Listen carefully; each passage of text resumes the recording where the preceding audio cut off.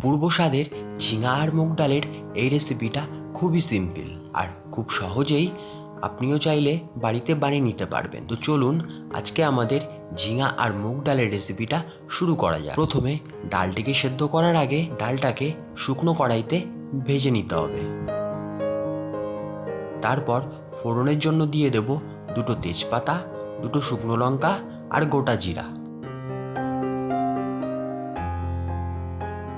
এবার আমাদের ঝিঙাগুলোকে একটু ভালো করে ভেজে নিতে হবে।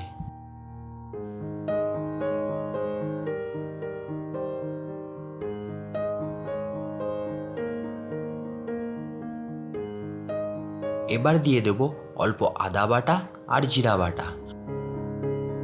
সব কিছু ভালো করে মিশিয়ে নিয়ে দিয়ে দেব পরিমাণ মতো হলুদ আর লবণ।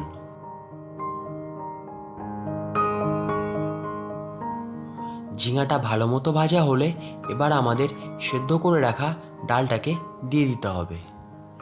ঝিঙার ডালটা একটু ভালো মতো যাতে সেদ্ধ হয়ে যায় তার জন্য দিয়ে দেবো পরিমাণ মতো জল।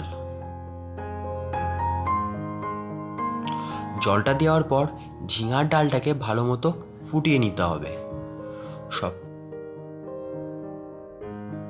সব কিছু যাতে একটু তাড়াতাড়ি সেদ্ধ হয়ে যায় তার জন্য 10 মিনিট ঢাকা দিয়ে দেব।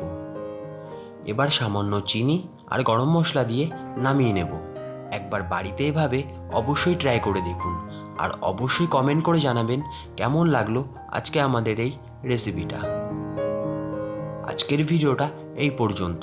দেখা হচ্ছে পরের ভিডিওতে। ভালো থাকবেন, সুস্থ থাকবেন।